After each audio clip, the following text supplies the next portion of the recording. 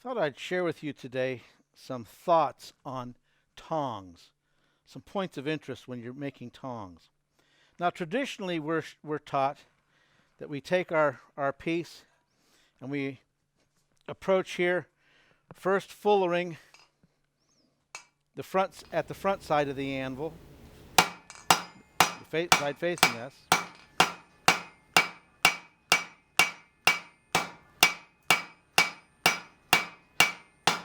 And then we transfer over to the side away from us and fuller it in there.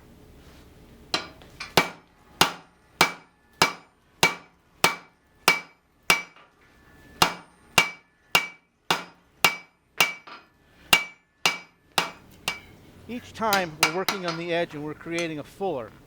And this way we're going to create that boss, or the bolster, I should say, the area where the rivet's going to go.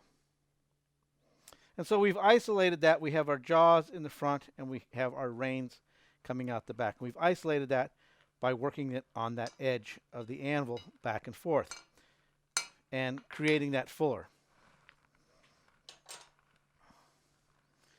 So if we're making ordinary tongs, that is just fine. Okay? The reduction of the metal in those two places, it doesn't cause a problem, because what are we doing with those tongs? Those tongs are made, let me get a pair here. All right, so when we've hammered it down there, we've created this. Down here, and then up here, and see there's where we fold it down, and we've created this bolster where the rivet's going to go, and it pivots in there. So in a regular pair of tongs like that, that is just fine, because what are we doing with these tongs? We are holding our piece in the fire and at the anvil. We're having a good secure grip of our piece. And though we've hammered it down quite quickly here, the strength of the metal will handle the job. We haven't caused any problems. The steel is strong enough that it's going to do the job that we need for holding. However, if we go to scroll tongs are used much differently than regular tongs. The bolster is much wider and thicker because we put a tremendous amount of work on this. These aren't just for holding, but these actually do work, where we manhandle the piece of metal that we're working, right? And usually putting on a lot of lateral stress this way. We're twisting, right? We're bringing the scroll around like that. So there's a lot of times we're right here like this. We have both hands on them, and we're giving it all we've got. So a tremendous amount of force is put into this joint in a pair of scroll tongs. All the energy that's needed to hold this tight here comes from our reins up here and comes and passes through this point right here. So it's very important when you're making these that this area right here, I hope I'm up into the camera enough. Here we are.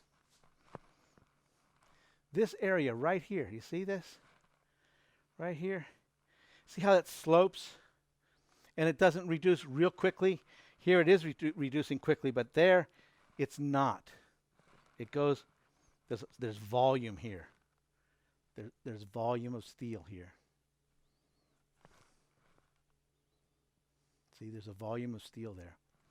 Unlike a regular pair of tongs, doesn't have that. And for the most part, it probably won't need it, especially a pair of pickup tongs like this. See how here it just comes up abruptly. And even this guy, though, this one has a radius. See, he doesn't have a sharp point in there. You stay away from sharp points. Okay, so when I'm forging these scroll tongs, and I fuller it. I do this under a power hammer, right? And so I'm going to fuller it right there like that. We're looking at this guy here. This guy going here, and then he comes over, and he's part of this here. Okay? So let me get both tools.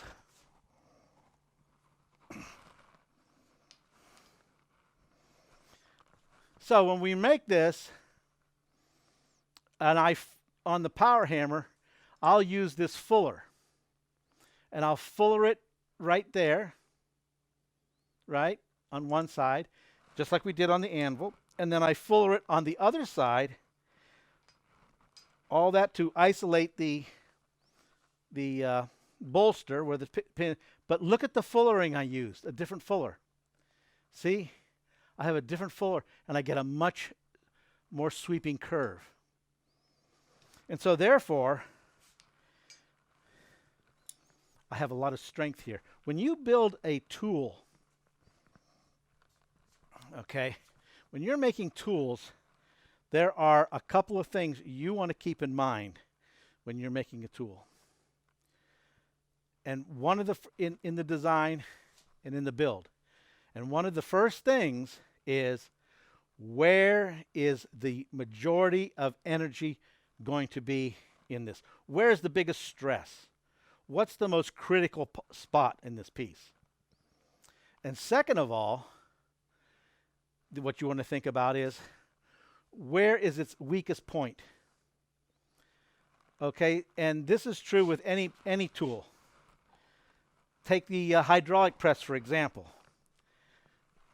The hydraulic press, we have a hydraulic cylinder pushing down, but where is the maximum stress at? Well, the maximum stress is right here. This cylinder pushes against the top plate. And in this case, I have a piece of, 3-inch steel block added underneath this bar. So that's the strongest point in the hydraulic press.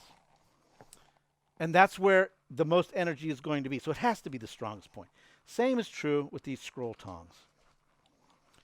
All that energy that you're going to put right here with your hands, force together, it's all going to flow right through this point.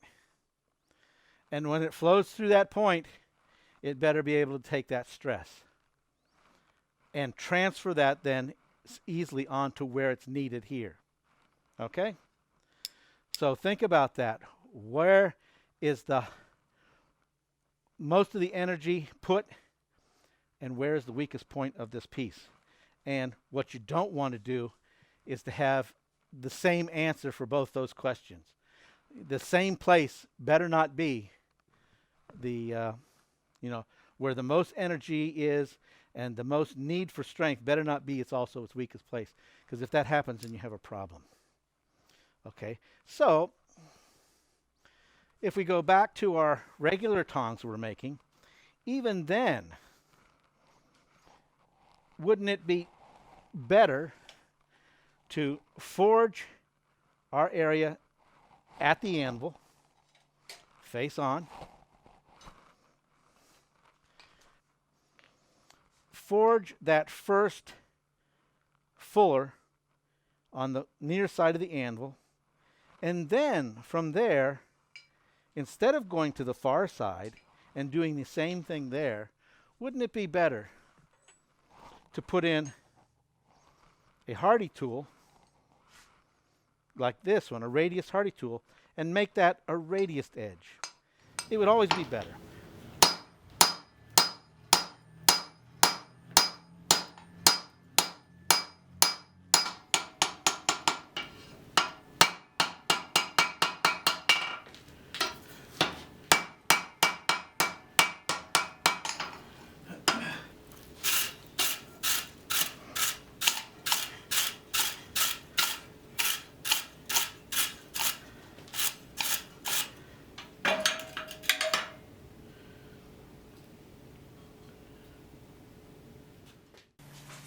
So here's those two pieces in just ordinary tongs. Do you see how much better that one on top is, I think? See that curve? How nice that is.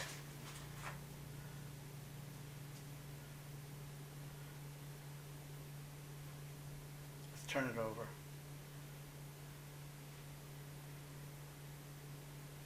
You can see the sharpness.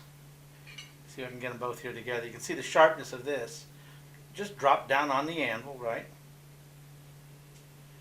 But this top one here, we have a nice radius there. See that? So it's my opinion that this is a much better, a better design.